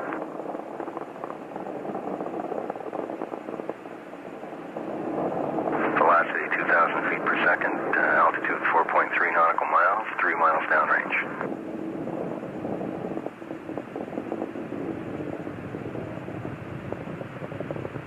And throttle's now coming back up smoothly, all at 103%, 104% of thrust now. Challenger Houston, go at throttle up. Roger, throttle up. All three main engines continue to run smoothly. Velocity 3,000 feet per second. Distance downrange 8 nautical miles, altitude 11 miles. Fuel cell performance quite nominal. APUs running smoothly. All three main engines performing nominally.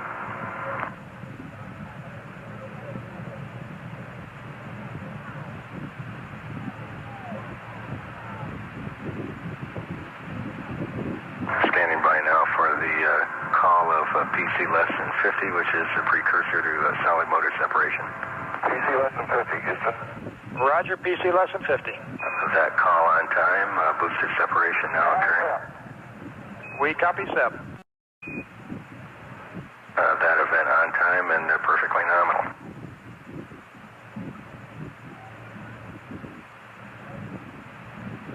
Guidance has converged as programmed, 2 minutes 20 seconds into the flight, velocity 5,000 feet Challenger per Houston, second. performance nominal. Roger, nominal.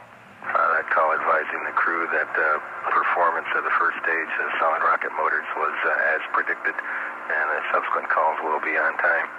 Altitude 36 nautical miles, distance downrange 47 miles, velocity 5,600 feet per second.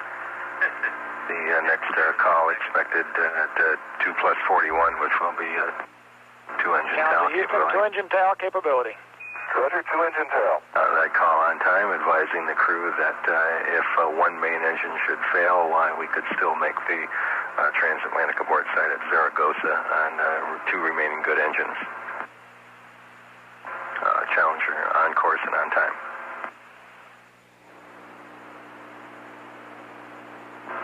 3 minutes 20 seconds into the flight, velocity 6,500 feet per second. Altitude 48 nautical miles, distance downrange 83 nautical miles. Flight Director Gary Cohen now polling the flight control team in advance of the negative return call. All positions voting go.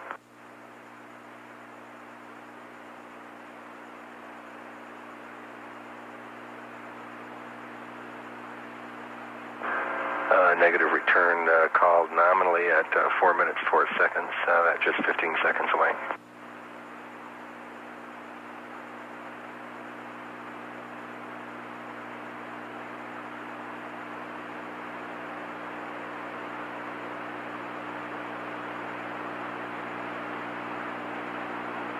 Challenger Houston, negative return.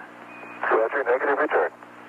That call assures Challenger will continue to fly forward. That call on time, velocity 8,000 feet per second, altitude 57 nautical miles, distance downrange 145. Main engine performance still looks very good. Fuel cells performing as predicted. APU performance continues smooth.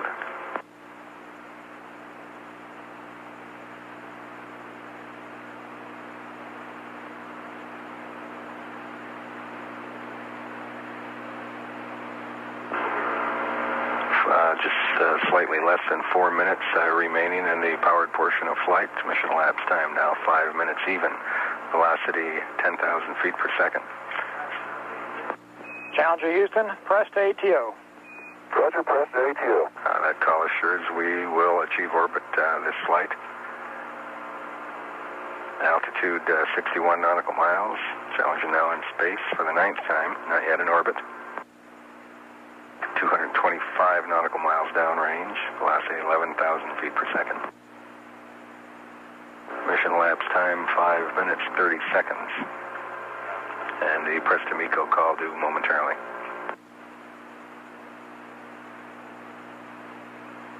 Oh, Challenger.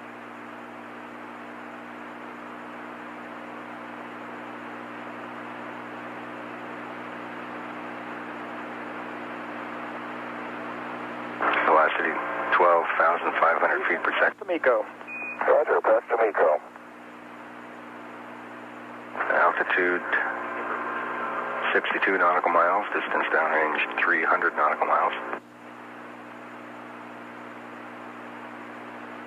Vehicle and system performance continues nominal. Challenger Houston, single engine TAL capability. Roger, single engine TAL. Call advising the crew that transatlantic abort capability would remain with only one main engine remaining.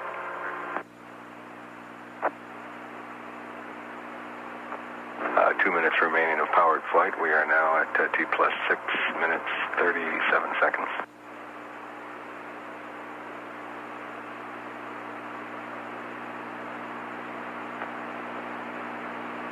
Now taking data and voice through the Bermuda tracking station. Velocity 16,200 feet per second, altitude 61 nautical miles, distance downrange 425. Challenger diving now to increase velocity and achieve better abort profiles. This dive intended principally to augment engine thrust and increased inertial velocity. Velocity now 18,500 feet. Challenger Houston, single engine press to MECO. Roger, single engine press. That call advising we can make orbit on one remaining main engine. All engine performance nominal. Distance downrange 550 nautical miles. Engines throttling back now to maintain the 3G load limits on the airframe. Throttled now to 95% and still coming back to 80% of the remaining rated thrust. Throttle's now down to 89% and still reducing. Velocity 22,500 feet per second.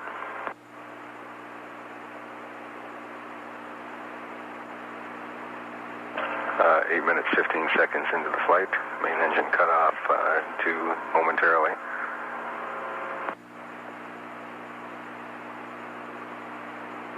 Velocity 24,400 feet per second. Altitude 61 nautical miles. 730 miles downrange.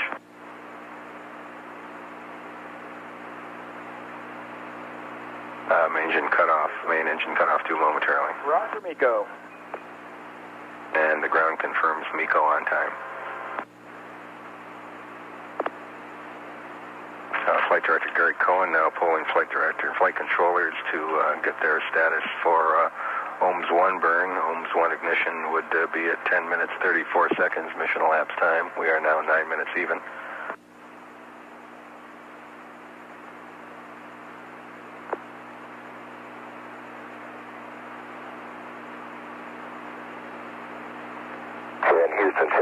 we go for the dump DTO. Stand by, Challenger. Roger. And Challenger Houston, it's a nominal ohms 1, and you have a go for the MPS DTO. Copy, nominal ohms 1, go for the DTO. This mission control, Challenger now 1,000 miles from Kennedy Space Center. The nominal targets for ohms 1 will be, as predicted, producing a change in velocity of 198 feet per second. Ohms 1 burn will occur on time in 30 seconds.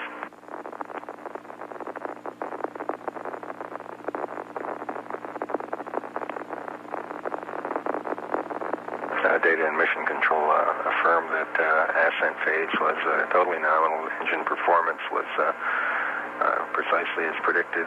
All subsystems, hydraulic and power systems, life support systems performing flawlessly.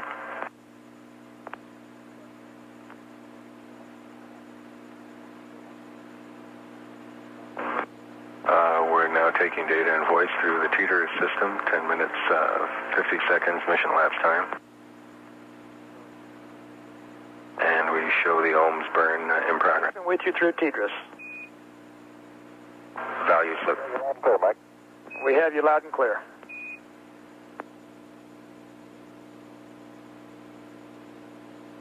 Values look good for the ohms burn. 2 engine burn.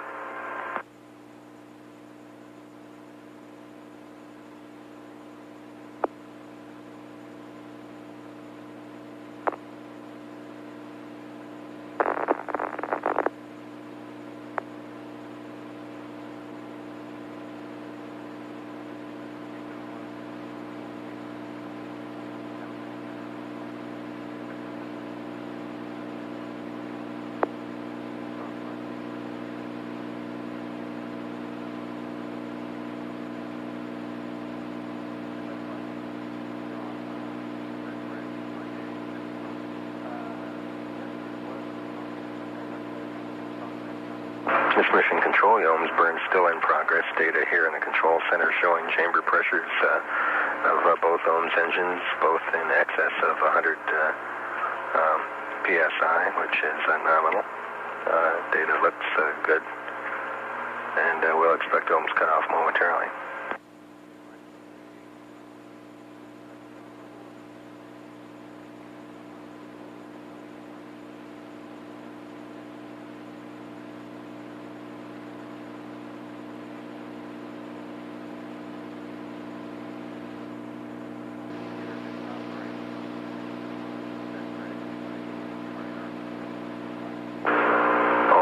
Terminated, nominal burn, producing predicted orbit of 178 by 52 nautical miles. Ohms 2 targets are being computed presently and will be uplinked to the crew shortly.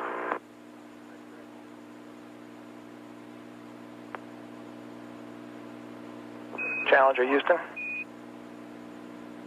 Go ahead. Roger, Henry. Just for information, we're seeing some intermittent operation on right RCS reg, the primary reg. We'd like to go ahead and close the right RCS helium press A valve.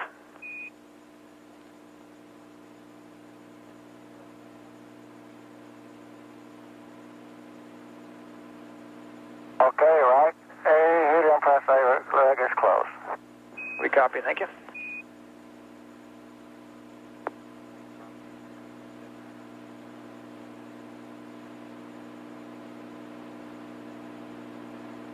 Mission control, that call to correct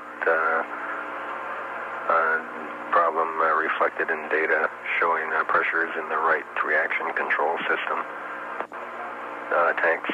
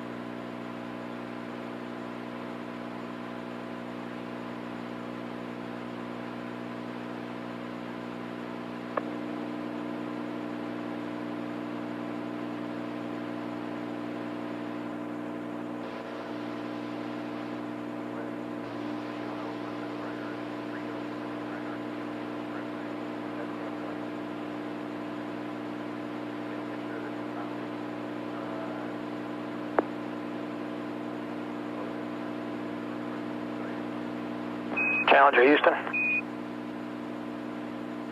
Go ahead, Houston. Roger, Henry. It looks like the Reg B on the right RCS has failed close. We'd like to go ahead and reopen helium press A on the right RCS.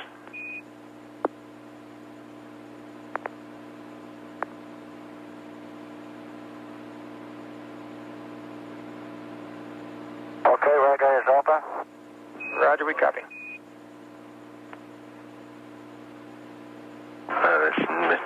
This mission control, the right reaction control system helium pressure tank pressure showing low, and that valve apparently failed close. Of course, the A valve is a redundant system, and operation of that valve will correct that problem.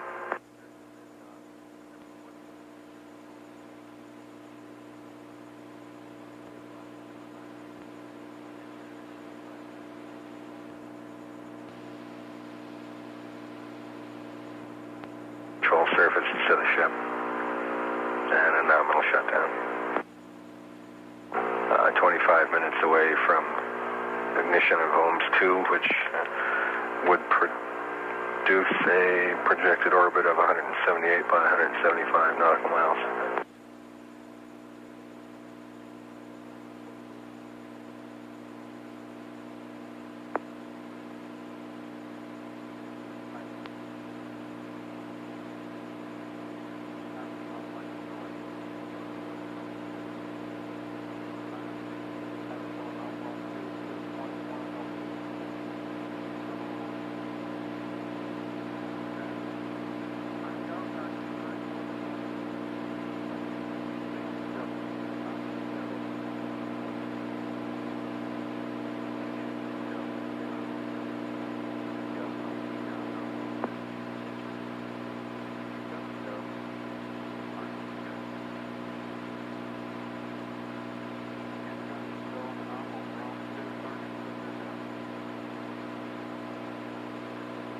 Challenger, Houston, your go for nominal ohms 2, and targets look good to us. Roger, we copy. Thank you.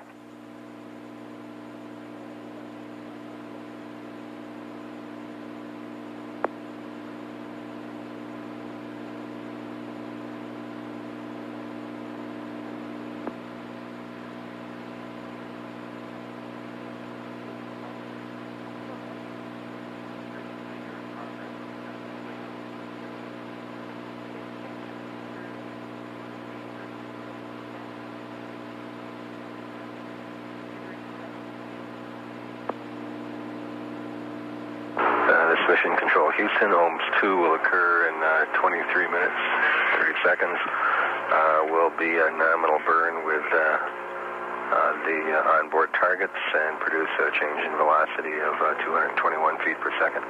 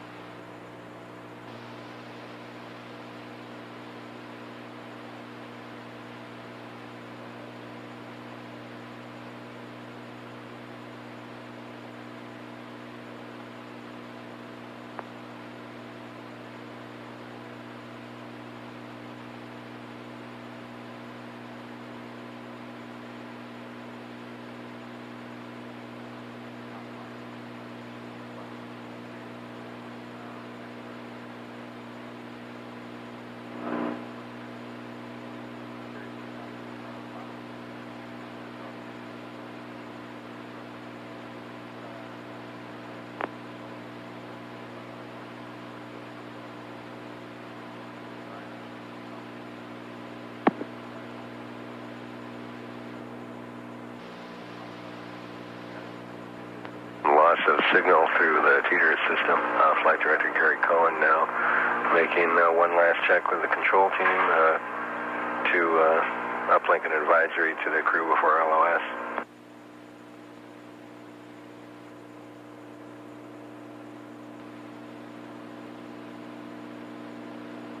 Inco Bob Castle's advising that seeing some indication of signal strength on UHF channels. Challenger Houston, we've got about 3 minutes left to go with TDRS. We'll talk to you through Yargity at 5-4, and your go for Ohms 2. Roger, go for Ohms 2.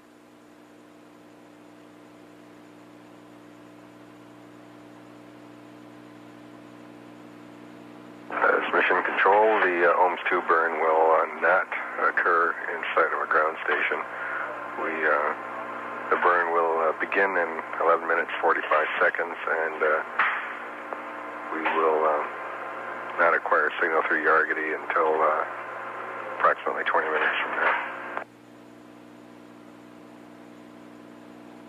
And we acquire no data through Yargity, only voice through the UHF ground station there.